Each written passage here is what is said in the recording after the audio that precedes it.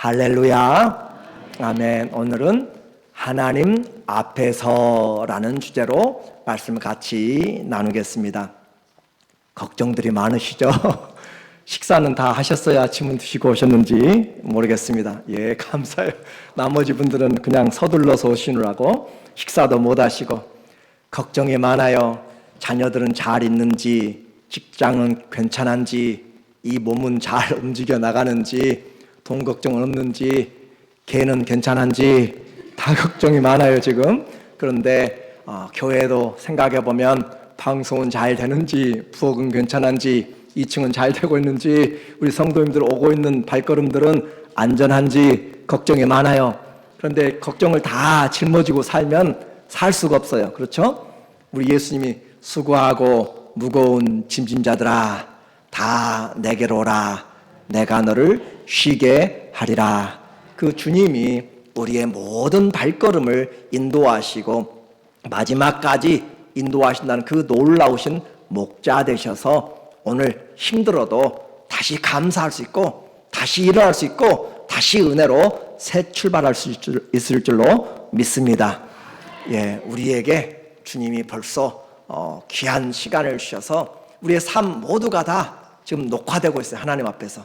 여러분 모르지만 CCTV가 얼마나 많아요. 그렇죠? 정말 어마어마한 곳에 CCTV가 있고 하는데 그 CCTV는 나타나는 것만 보여져요. 말을 하지 않으면 들리지 않습니다. 그런데 우리 하나님은 속까지 다 아신다니까요. 무슨 마음을 먹고 지금 저 사람을 만나고 있는지, 어떤 속의 마음을 가지고 예배드리고 있는지 하나님 앞에서는 하나도 감출 것이 없어요. 다 열어져 있어요. 그래서 오늘 여러분의 지금 혹시 내 마음에 주님과의 관계나 사람들의 관계나 또 염려들이 있거든 주님 앞에 다 내려놓고 아시지요? 주님 있는 그대로 왔사오니 주의 은혜로 내 삶을 받아주시기를 원합니다. 그렇게 하면 좋겠어요. 그것이 성경의 기록입니다. 하나님의 역사, 이 기록 너무나 큰 힘이 돼요. 사람들은 역사를 기록할 때 힘 있는 자의 입장에서 기록해요. 우리는 일제시대를 지나면서 역사를 배울 때 식민지 사관이라고 이야기해요. 일본을 자기들이 한국에 와서 철도를 놔준 것이 개화를 해주는 그런 도움 있는 것으로 그렇게 하면서 자기들의 장점만, 러시아도 마찬가지고 세상은 힘 있는 자의 논리로 그렇게 식민사관으로 그렇게 가르치려고 하는 것이에요. 그러나 반대쪽에서는 민족사관이죠. 우리 민족이 우리가 하는 것처럼. 그런데 식민사관도 민족사관도 다 맞지를 않습니다. 우리의 인생은, 역사는 하나님 앞에서 살아가야 돼요. 하나님이 보시는 구속사의 그 입장을 가지고 보아야 우리가 제대로 정확하게 볼 수 있습니다. 다 전쟁하는 이유가 뭐예요? 싸우는 이유가 뭐예요? 자기가 옳다고 하니까 그렇죠. 내가 옳으니까, 빼앗기기 싫으니까, 내가 더 차지하고 싶으니까, 자기 입장에서. 그러나 하나님의 입장에서 본다면 우리는 인생을 새롭게 살 수가 있습니다. 그것이 하나님은 절대 틀리잖아요. 그리고 그 말씀은 우리에게 교훈과 경계로 되어서 계속적으로 말해주고 있습니다. 특별히 성경에서 우리가 주목하고 보아야 될 것은 열왕기 상하 왕들의 역사죠. First Kings and Second Kings, 그리고 역대 상하 First Chronicles and Second Chronicles. 그래서 이와 같이 왕과 또 그 역사들을 기록한 것들을 우리가 보게 되면 인생을 보는 눈이 떠지게 돼요. 무엇이 떠지게 돼요? 눈이 떠지게. 그래서 내 인생 어떻게 살 것인가? 내 입장에서 열심히 살아왔고 고생만 죽어라고 했는데 하나님 보실 때 헛것을 잡고 바람을 잡으려는 것으로 그렇게 하면 안 되는 것이죠. 그래서 열왕기와 역대기는 중복되기도 하고 반복되기도 하면서 계속해서 왕들의 40명의 왕들을 계속 평가하고 있습니다. 솔로몬 이후로 나누어진 북이스라엘의 그 19명의 왕들의 인생, 남쪽의 유다의 20명의 왕들의 인생을 평가하는데 기준은 딱 한 가지입니다. 하나님 앞에서 어떻게 살았는가? 하나님 앞에서 어떻게 살았는가? 그리고 그 길을 사는 다윗의 길과 그 길을 벗어났던 여로보암의 길로 그렇게 나누어지게 돼요. 열왕기 하 14장 24절에 보면 북이스라엘의 삶의 한 사람을 이야기합니다. 여로보암 2세, 여로보암 2세는 써있지 않지만 제가 여러분에게 이해를 돕기 위해서 써놨어요. 북이스라엘의 왕에는 이 여로보암이 두 사람이 나타나요. 하나는 초대 세운 여로보암 1세가 있고 그 후에 나타나는 여로보암 2세가 있습니다. 여로보암 2세 때 세상적으로는 북이스라엘이 가장 팽창하고 가장 확장되고 돈이 많은 그런 정말 왕성한 나라가 여로보암 2세 때 치세였어요. 그런데 그렇게 세상적으로는 잘 나가는 강성대국을 이루었던 여로보암 2세에 대해서 하나님의 평가는 분명합니다. 여호와 보시기에 뭘 했어요? 악을 행하였고. 하나님 보시기에 악을 행했어요. 출세를 했어도 악을 행했어요. 돈을 벌어서도 악을 했어요. 통치를 했어도 악을 했어요. 하나님 보시기에 악을 행한 인생으로 주님은 지금 그 삶을 살펴보고 있어요. 이스라엘에게 범죄하게 한 느바세 아들 여로보암 1세, 이 여로보암의 모든 죄에서 떠나지 아니하였더라.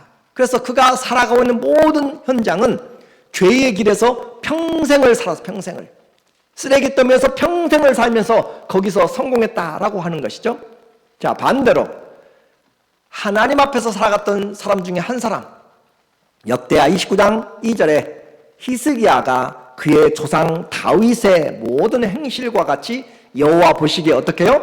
정직하게 행하여. 하나님 보시기에 정직하게 행하였다라고 그렇게 이야기를 하고 있습니다. 왕들의 평가는 두 가지입니다.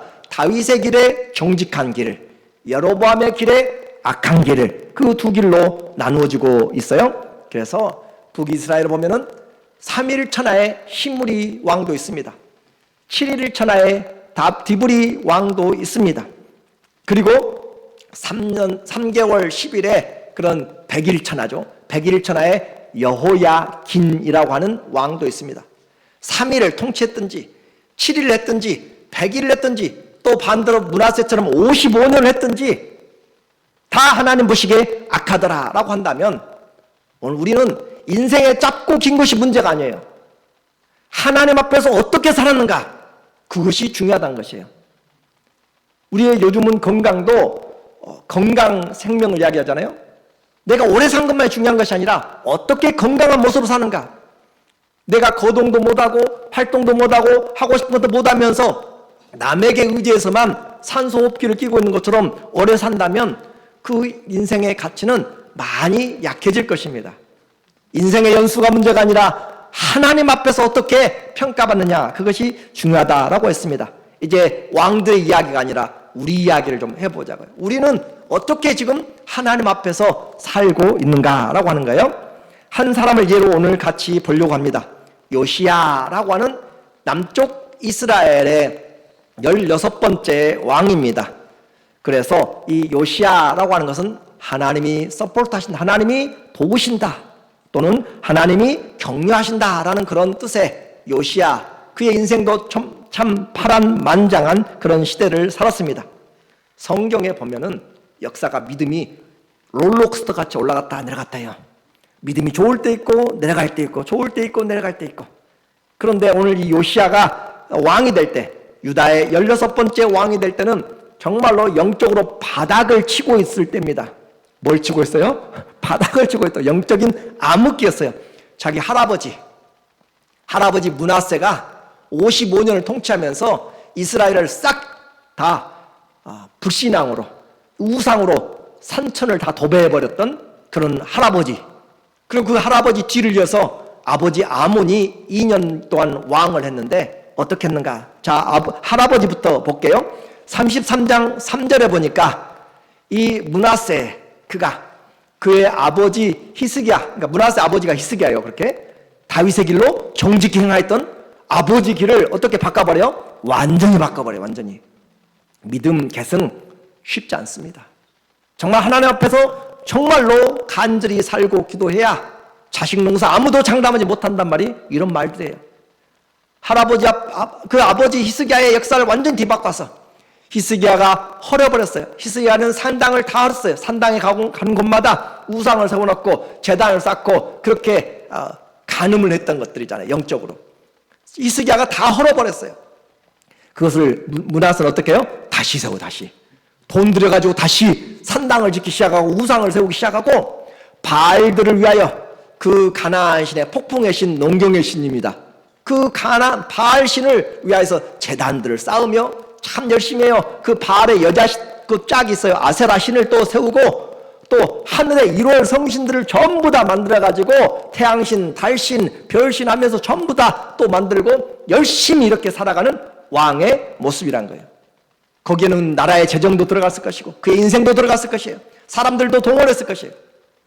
여호와께서 전에 이르시기를 내가 내 이름을 예루살렘에 영원히 두리라 하신 그 여호와의 성전에 제단들을, 다른 제단들을 쌓았어요. 다른 제단들. 그러니까 교회에다가 석가모니 상도 갖다 놓고 또 공자 상도 갖다 놓고 여러 알지 못할 그 마리아 상도 갖다 놓고 전부 다 쓰레기들을 가져다가 하나님의 전에 올려놓았다라고 하는 거예요. 그리고 너무 기가 막혀서 제가 좀 더 봐야겠어요. 5절에 보니까 므낫세 행적이 또 여호와의 전에 두 마당에 하나님의 그 마당의 뜰에 하늘의 1월 성신을 위하여 제단들을 쌓고 그래서 쭉 하면서 신상들을 세워가지고 절하고 절을 많이 하면 복이 온다라는 것이잖아요. 또 흰놈의 아들 골짜기에서 그의 아들들을 불 가운데로 지나게 하며 참 불쌍한 아들들이잖아요. 아들들을 불태워서 죽였어요. 내 열심히 이와 같다라고 하면서 아들들을 불로 그렇게 인신 번제를 드리는 므낫세 왕. 그리고 아들들을 불 가운데 지나게 하며 또 점치고 장래가 불안하니까 하나님이 안 계시니까 인생이 불안한 거예요. 점을 치고 사술과 요술을 행하면서 매직을 행하면서 그것들을 그 사람들을 높여주고 그리고 신접한 자와 박수 하나님이 다 신명기에 금한 것이잖아요. 그렇죠? 전부 다 하나님 이런 자들 두지 말라고 한 것인데 하나님 싫어하는 일만 어떻게 해요? 왕 위에서 55년 최장기간 동안 하면서 하나님 보시기에 악한 일로 도배하고 있는 그런 모습입니다. 그들을 신임하여 여호와 보시기에 악을 많이 행하여 여호와를 진노하게 하였으며 그래서 남쪽 이스라엘이 망하는 가장 큰 원인 중에 하나라고 하면 이 므낫세의 죄입니다. 그만큼 할아버지가 아주 전체를 우상으로 도배를 했어요. 자, 그 뒤에 왕이 된 아몬은 2년을 통치하게 되는데 그 왕은 어떻게 했는가 보니까 33장 24절에 보니까 그 다음에 넘겨주세요. 그래서 또 33장 24절 보니까 그의 신하가 반역하여 왕을 궁중에서 죽이며 이 아몬을 반역해서 아몬이 죽었어요. 백성들이 아몬 왕을 반역한 사람들을 다 죽이고 그의 아들 요아스를 대신하여 왕으로 삼았더라. 그래서 이 아몬 1년에 그러니까 아몬에 보면 21장 앞으로 좀 넘겨주세요. 그 아버지가 21년 그 2년 통치하면서 무슨 일이 했는가? 아몬이 왕 위에 오를 때 나이가 22세라. 자, 므낫세는 55년간 통치했고 12살에 왕이 됐으니까 몇 살에 돌아가셨어요? 죽었어요? 67세에 돌아갔는데 아들은 지금 22살이에요. 그 사이에 있던 아들들은 어떻게 해요? 인신번제로 죽었어요. 그리고 이 아몬은 왕이 되지 않을 사람인데 형들이 다 죽어버렸기 때문에 왕이 되었어요. 그 왕이 되어서 어떻게 했어요? 그가 2년 동안 22절에 그의 아버지 므낫세 행함같이 여호와 보시기에 뭘 행해요?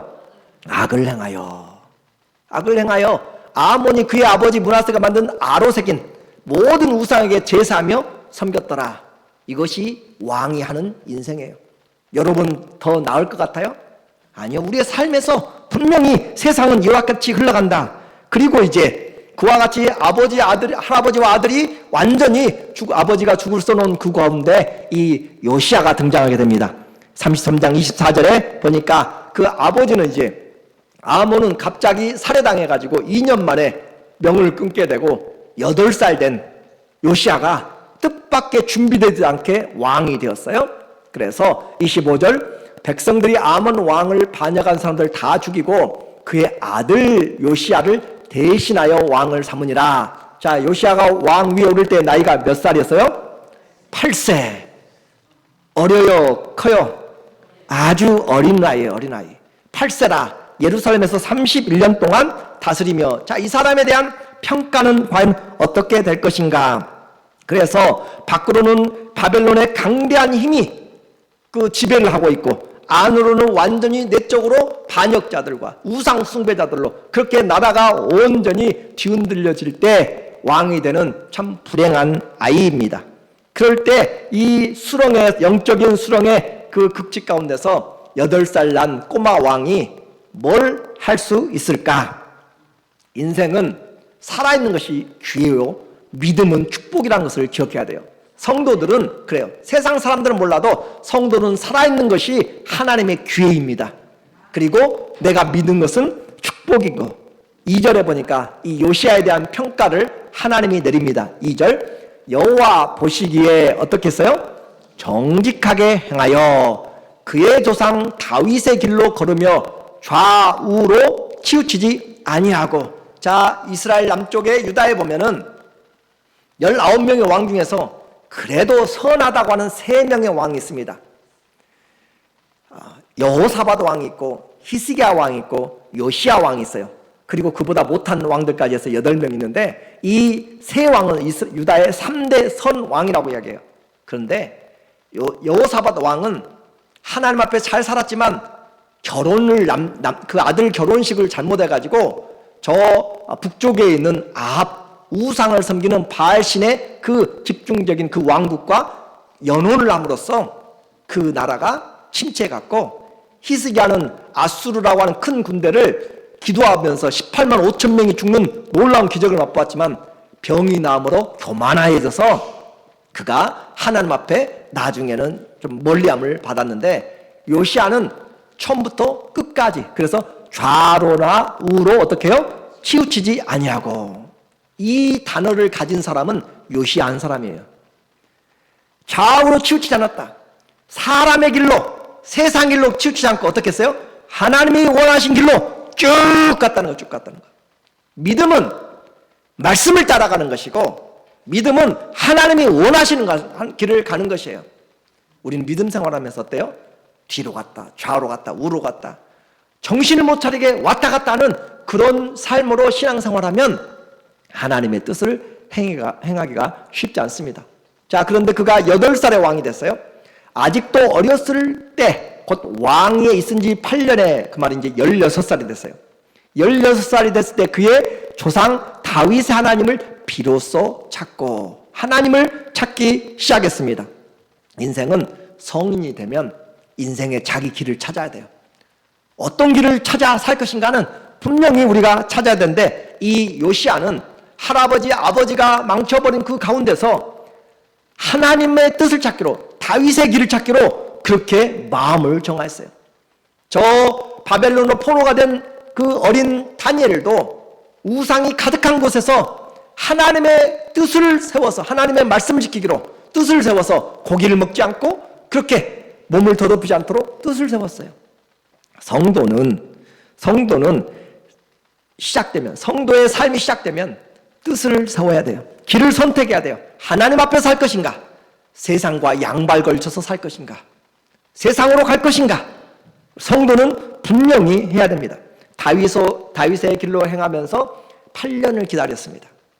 그리고 그가 이러한 믿음의 길을 갈 때 수많은 반대가 있겠죠. 그러나 요시야 혼자 하겠어요? 보이지 않는 손길들이 또 그를 도와줬어요. 그러니까 이 일들을 감당할 수 있는 것이에요. 주님 안에서 때가 잘 되지 않을 때는 기다려야 돼요. 우리는 기다림을 잘 못해요. 예수님 믿으면 바로바로 돼야 될 줄로 또 생각해요. 아니요, 때로는 하나님이 지체하세요. 늦추세요. 기다리게 하세요. 조급함, 사단은 조급하게 만들어요. 무슨 일이 터지면 마음이 급해가지고 움직이게 만들어요. 그러나 하나님 앞에 먼저 기도하게 만들고, 하나님은 기다리게 만들고, 그렇게 기다리는 가운데 하나님이 그를 일하게 하십니다. 하나님 앞에 기다리는 것. 그래서 그가 어렸을 때 하나님을 비로소 찾았고, 그 앞에는 하나님을 찾는 사람들을 찾아보기가 힘들었어요. 비로소 하나님을 찾고 제12년에 유다와 예루살렘을 비로소 정결하게 했고, 이제는 20살이 되었습니다. 정말 성령이 된 것이에요. 그때는 가만히 생각하니까, 하나님을 아니까 하나님 기뻐하시는 것이 이것이 아니라는 거예요. 아침마다 예배드리러 가는 곳에 불상이 세워졌고, 예배드리러 가는 곳에 온갖 피조물들이 산더미처럼 있어요. 치우지 않으면 안 되는 것이에요. 하나님 앞에서 이 마음이 허락하잖아요. 그래서 그가 이때 비로소 유다와 예루살렘을 정결하게 청소를 시작해요. 거룩한 전쟁을 시작하는 것입니다. 자, 산당들에 올라가서 아세라의 목상들을 전부 다 찍어내서 불태웁니다. 또 아로 새긴 우상들을 전부 다 불태우기 시작하고, 부어 만든 것, 나무를 깎아서 조각을 하고 한 것과 또 부어서 만든 것들은 틀리잖아요. 틀을 짜가지고 만들어 놓은 것들을, 그것들을 제거하여 버리며, 이제 이와 같이 전쟁을 하면서 그가 하나님 앞에서 해나간데 4절에 보니까 해야 했던 일이 많이 있습니다. 무리가 왕 앞에서 바알의 제단들을 헐었으며, 왕이 또 그 제단 위에 높이 달린 태양상들을 찍고, 하늘의 신을 섬기는 태양상들이 도시 곳곳마다 가는 골목마다 있는, 그리고 태양상을 섬기는 말들이 준비되어 있어요. 말들이. 그래서 태양이 떠오르면 동쪽에서부터 서쪽까지 있는 것처럼 그 의식을 하는 거예요. 말에다가 태양의 신선을 만들어 놓고 움직여 나가면서, 그와 같은 것들을 해왔던 태양상의 말들도 다, 그 마차들도 불태워버리는 것이에요. 찍고, 또 아세라 목상들과 아로 새긴 우상들과 부어 만든 우상들을 빻아서 가루를 만들어 제사하던 자들의 무덤에 뿌리고, 그걸 섬겼던 자들의 무덤에 그대로 뿌리고, 제사장들의 뼈를 제단 위에서 불살라 유다와 예루살렘을 정결하게 하였으며, 그와 같이 하였습니다. 그런데 이 열정, 하나님이 주신 열정은 우리 안에 괜찮으니까 아니에요. 그들의 이미 망해버렸지만 북쪽의 이스라엘도 다윗의 후손들이잖아요. 다윗의 나라였잖아요. 그래서 그 무주공산이 되어 있는 그런 곳에 가서 북쪽까지 올라가서 이 개혁을 시작합니다. 6절에 보니까 이 요시아가 보냈어요. 또 므낫세는 북쪽 지방입니다. 므낫세와 에브라임과 시몬과 납달리까지 사면 황폐한 성읍들에도 그렇게 행하여서 우상들을 전부 다 정리하는 요시아 왕입니다. 얼마나 반대가 많았겠어요? 얼마나 거기에 피비린내라는 전쟁이 있겠어요? 제단들을 허물며 아세라 목상들과 아로 새긴 우상들을 빻아 가루를 만들며 온 이스라엘 땅에 있는 모든 태양상을 찍고 예루살렘으로 돌아왔더라. 우리가 오늘 이렇게 예배 드릴 수 있는 것도 얼마나 많은 우상들이 사라지고 이 자리에 있는지 모릅니다. 그만큼 하나님을 섬겨야 될 그 땅 전체가 무엇으로 도배되어 있어요? 우상들로 도배되어 있어요. 자, 이제 물어볼게요. 하나님을 섬기고 하나님 앞에서 살아도 주를 위하여서, 죽어도 주를 위하여서, 또 우리의 호흡이 전부 다 생명이 하나님께로부터 왔는데 하나님이 기뻐하신 걸로 인생을 살지 않고 죄와 허물로 그렇게 살아왔다면, 그렇게 도배됐다면 우리는 바꿔야 되는 것이에요. 이 시대에 하나님 앞에서 살아가는 사람들이 얼마나 있는가. 그냥 보고 지나가요. 영적인 삶에 모두가 다 무시하고 지나가는 거예요. 환경을 핑계대고 사람들이 반대하고. 그래서 시대의 말씀의 회복을 우리가 하기가 너무너무 어려운 시대입니다. 하나님을 중심으로 우리는 시선을 보아야 되고, 그리고 따라가야 돼요. 믿음의 삶, 내가 찾지 않으면 아무도 도와주지 않습니다. 그래서 우리는 지난주에도 믿음의 싸움을 싸우라고 그랬어요. 믿음 듣는 것으로 끝나지 않아요. 믿음의 싸움을 싸워야 되는 것이에요. 선한 싸움을 싸워야 되고 내가 해야 돼요. 그래서 이렇게 청소를 했더니 하나님의 은혜가 또 임하게 돼요. 그래서 밖에서 청소하고 이제 안에 성전을 수리하는데 하나님의 말씀을 발견하게 됩니다. 8절에 보니까 8절, 요시아가 왕위에 있은 지 18째 해에 그 땅과 성전을 정결하게 하고, 그렇게 해서 이제 26살이 됐어요. 26살이 되었을 때 그의 하나님 여호와의 전을 수리하려 하여, 무너져버린 이제 성전을 다 청소했으니까 다시 세워야 되잖아요. 그래서 성전들을 다시 리빌딩 하는데 전을 수리하려 하여 아살랴의 아들 사반과 시장 마아세야와 서기관 요아하스와의 아들 요아를 보낸지라. 그들이 가서 청소하면서 옛날에 쌓아두었던 그곳의 헌금궤 속에서 모세의 율법을 발견하게 됩니다. 14절에 보게 되면 14절, 무리가 여호와의 전에 성전에 있는 헌금한 돈을 꺼낼 때 제사장 힐기야가 모세가 전한 여호와의 율법책을 발견하고, 이 성경의 해석을 보면 다른 성경은 모세를 거쳐서 전해진 율법책. 그래서 이 율법책이 모세부터 왔던 정말로 그것인지 아니면 모세부터 시작해서 번역 카피해서 온 것인지는 정확하지 않지만 성경에 보면은 그렇게 돼 있어요. 모세를 거쳐서 전해진 율법책. 그러므로 그 모세 율법책을 발견했다라고 하는 거예요. 그런데 중요한 것은 이 말씀 이걸 발견하고 왕에게 갔습니다. 왕에게 보고를 해요. 우리가 모세 율법책을 발견했습니다 라고 하면서 그 말씀을 읽어주니까 요시야가 했던 행동이 자기의 옷을 찢었습니다. 이 옷을 찢었다라고 하는 사실이 그가 어떤 사람인가를 말해주고 있어요. 하나님의 말씀을 들으니까 모세오경이죠. 주로 모세의 책이면 모세오경인데 신명기겠죠. 너희가 나를 섬기면 들어가도 나가도 뭘 얻어요? 복을 얻을 것인데 너희가 나를 떠나면 들어가도 나가도 저주가 임하게 될 것이고 하는 내용들을 들으니까 북이스라엘 이미 망해버렸잖아요. 그와 같이 살고 있는 모습을 보니까 하나님의 말씀이 너무나 분명한데 거기서 떠났던 사람들 멀리 갈 필요 없어요. 자기 아버지, 자기 할아버지만 봐도 그와 같이 살았던 것들에 이 나라가 이 모양, 이 꼴이 됐다는 것을 보니까 하나님을 무시했던 것에 옷을 찢으면서 그가 하나님 앞에서 회개하는 내용이죠. 그래서 이 책을 누가 왜 그 헌금 궤 속에서 발견되는가? 사정의 그 칼바람은 무섭습니다.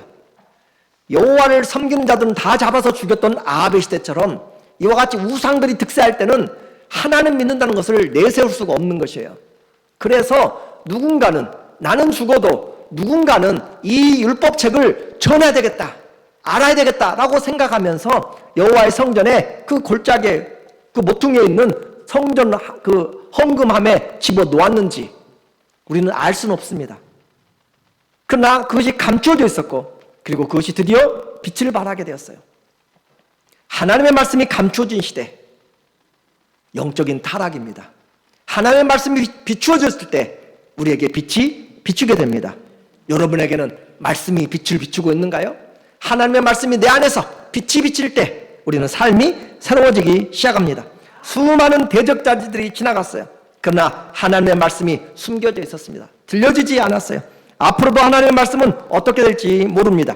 우상의 종교 아래서 이제 왕은 옷을 찢고 이제 이 말을 분명히 알길 원했습니다. 정말로 우리가 하나님 말씀을 안 들어서 북쪽 이스라엘이 망하고 우리가 이 모양이 됐는가? 그래서 선지자에게 훌다라고 하는 여자 선지자에게 말씀을 보내서 해석을 해 주십시오. 하나님의 뜻을 알려주세요 라고 그렇게 요청을 했더니 그 훌다 선지자가 하나님께 기도하면서 응답을 가지고 와요. 그 응답의 내용 중에 하나가 21절입니다. 21절에 보니까 너희는 가서 나와 및 예루살렘과 유다의 남은 자들을 위하여 이 발견한 책의 말씀에 대하여 여호와께 물으라. 이제 보내니까 우리 조상들이 여호와의 말씀을 지키지 아니하고 이 책에 기록된 모든 것을 준행하지 아니하였으므로 여호와께서 우리에게 쏟으신 진노가 크도다 하니라. 그렇게 자기는 해석을 했고 그리고 이제 훌다에게 보냈더니 훌다의 답변이 오게 됩니다. 27절에 하나님의 말씀이 네가 그것을 잘 보았다. 내가 이곳과 그 주민을 가리켜 말한 것을 네가 듣고 마음이 연약하여 하나님 앞 곧 내 앞에서 겸손하여 옷을 찢고 통곡하였으므로 하나님의 말씀이 땅에 떨어졌을 때 그때가 우리가 울 때입니다. 하나님 앞에 예배가 제대로 드려지지 못할 때 그때가 애통할 때고 그때가 금식할 때고 그때가 하나님 앞에서 우리가 어떻게 할까요? 하는 것이에요. 우리는 하나님과 상관이 없이 내가 배부르고 내 형편이 괜찮으면 보험이 잘 돼 있으면 건강하면 금식도 울 필요도 예배도 생각지도 않아요. 그러나 하나님의 영광이 내게 드러나지 않으면 말씀이 내게 들려지지 않고 내 무릎이 하나님 앞에 꿇은 지가 얼마나 됐는지 생각해 보아야 돼요. 내가 하루를 살아가면서 하나님 앞에 얼마나 찾기로 내 마음을 모았는지 그런 생각들이 전혀 옛날로 추억으로 들린다면 우리는 하나님 앞에 다시 돌아와야 됩니다. 그래서 이 마음이 연약해서 하나님 앞에서 내 앞에서 겸손하여 하나님 앞에서 겸손하십시오. 그것이 사는 길입니다. 많은 사람들이 하나님 앞에 너무 교만해요. 어떻게 해요? 말씀을 무시함으로써 교만해요. 하나님 말씀을 무시해요. 그래서 옷을 찢고 통과했으므로 나도 네 말을 들었노라 여호와가 말하였느니라. 자, 이 요시아의 행동을 다 보고 있는 거잖아요, 하나님이 지금. 그렇죠? 옷을 찢은 것까지 다 지금 보고 있는 것이에요. 우리 행위, 하나님 앞에 다 드러나고 있습니다. 감추지지 않아요. 이렇게 해서 왕은 옷을 찢었는데, 말씀의 권위가 무너져서 옷을 찢었는데, 오늘 이 시대에 내 안에 하나님 말씀은 얼마나 권위가 있는지, 나는 옷을 찢으면서 그 말씀을 듣고 있는지, 아니면 마음이 말씀을 들어도 화인 맞은 것처럼 또 잔소리하는 건지 설교를 하고 있는지 무시하든지 무관심하든지 우리에게 말씀하고 있는 것입니다. 신앙은 말씀의 뿌리가 분명해야 돼요.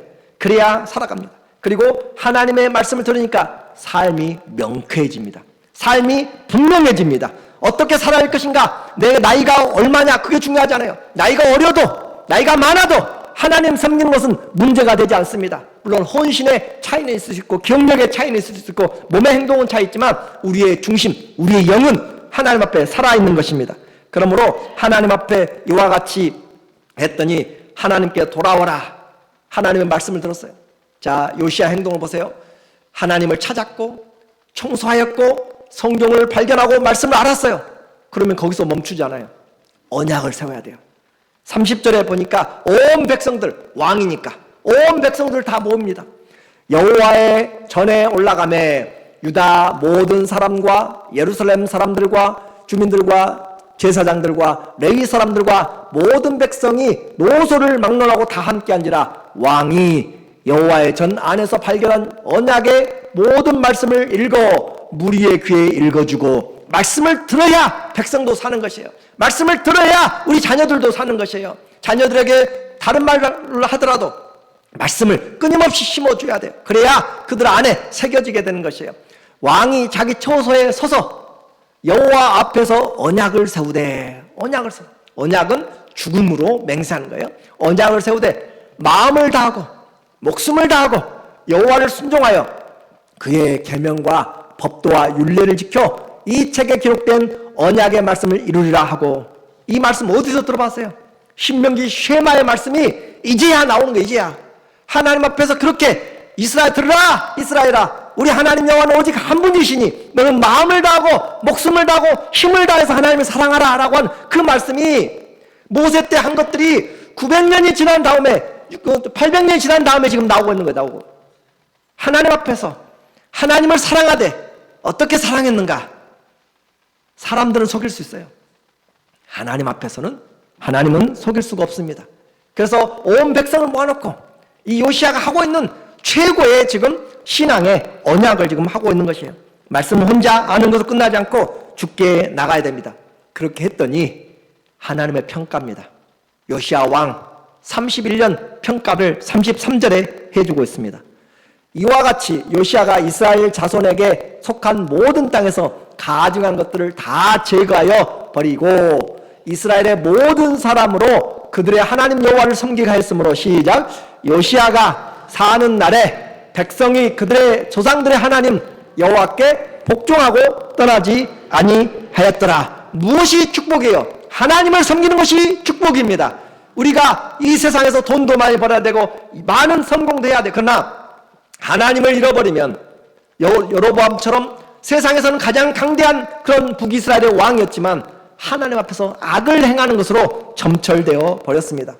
요시아는 이와 같이 하나님의 자녀들이 언약을 맺으니까 축제를 열기 시작합니다. 자, 모여서 우리의 마음을 예배로 드리자라고 해서 하나님 앞에 예배를 드리는데 유월절의 예배예요. 그 유월절의 예배는 이제까지 이스라엘 역사에서 해왔던 것보다 가장 분명하게 그리고 가장 정확하게 드리는 예배를 회복합니다. 35장 18절에 이야기하고 있어요. 선지자 사무엘 이후로, 자, 이스라엘이 세워지기 전부터 선지자 사무엘 때로부터 이스라엘 가운데 유월절을 이같이 지키지 못하였고, 이같이 어떻게 해요? 이같이 믿음을 회복하여서 다윗조차도 그렇게 지키지 못했고 솔로몬도 지키지 못했고 아무도 그렇게 제대로 정확하게 지키지 못했던 그 믿음이 백성들이 어떻게 해요? 한마음이 되어서 하나님께 돌아와서, 그래서 선지자 사무엘 이후로 이 유월절을 지키지 못하였고 이스라엘 모든 왕들도 요시아가 제사장들과 레위 사람들과 모인 온 유다와 이스라엘 무리와 예루살렘 주민들과 함께 지킨 것처럼은 유월절을 지키지 못하였더라. 히스기야도 유월절을 지켰어요. 그런데 히스기야가 드린 유월절과 요시야가 함께 모여서 드린 유월절은 질이 달라요. 오늘 우리가 드리는 예배 많습니다. 오늘도 주일에 수많은 교회에서 수많은 성도들이 예배 드릴 수 있어요. 그런데 하나님 앞에 어떤 마음으로 예배 드리는가? 오늘 우리가 이 예배가 회복되는까지 하나님 아는 것으로 끝나면 안 돼요. 죄를 회개하는 것으로 끝나면 안 돼요. 언약을 세우고 예배 회복이 돼야 됩니다. 예배가 회복되어야 사는 것이에요. 결론입니다. 우리 인생 평가를 반드시 받게 됩니다. 얼마나 오래 살았냐가 아니라 하나님 앞에서 어느 길로 갔느냐. 두 가지 길입니다. 다윗의 길로 갔느냐, 여로보암의 길로 갔느냐. 저는 이 말씀들을 읽으면서 이 목회의 길로 돌아서게 됐습니다. 내가 외교관이 되든지 대통령이 되든지 무슨 장관이 되든지 아니면 선생님이 되든지 뭘 하든지 하나님 앞에서 어떤 길을 살 것인가, 그 길에 내 인생을 걸지 않으면 수많은 왕들이 갔던 길에서 나는 몇 년을 살았는데 어떤 길을 행하였는가, 그 두 가지 앞에서 선택할 수밖에 없었습니다. 다윗의 선한 길인지 여로보암의 악한 길인지 우리는 이 말씀을 받고 있습니다. 내 성전은 무엇으로 가득 찼는지, 오늘 이 시간만 떠나가면 우리 장로님 기도하신 것처럼 이 예배당을 떠나가면 선교지인데 그곳에 선교지가 아니라 내 활동 무대로 마음대로 말하고 마음대로 행동하고 그렇게 살아가면서 하나님 믿는다고 그렇게 한다면 주님이 얼마나 마음이 아플까. 내 성전은, 내 삶은 주님 보시기에 얼마나 정결한가. 그리고 말씀을 들었는데 마음을 주지라. 성령이 교회에 하시는 말씀을 들으라. 말씀이 들려지지 않는 시대예요. 말씀이 들어야 되는데 그 말씀이 더 이상 들려지지 않습니다. 오늘 실 같은 어둠에도 말씀을, 뜻을 정하면 하나님이 도우십니다. 나의 문제가 아닙니다. 하나님, 이 세상을 이기는 것은 돈도 권세도 건강도 아니고 지혜도 아니고 과학도 아닙니다. 믿음이 세상을 이긴다라고 이야기했습니다. 감춰졌던 말씀, 빛을 발할 수 있도록, 내 귀에 들려지도록, 마음을 짓도록 주님 내 안에 다시 오셔서 나를 성전 삼고 일하여 주시는 남은 삶 주님의 성전 되어서 살아가기를 예수님의 이름으로 축원합니다. 아멘. 우리 같이 기도했으면 좋겠습니다.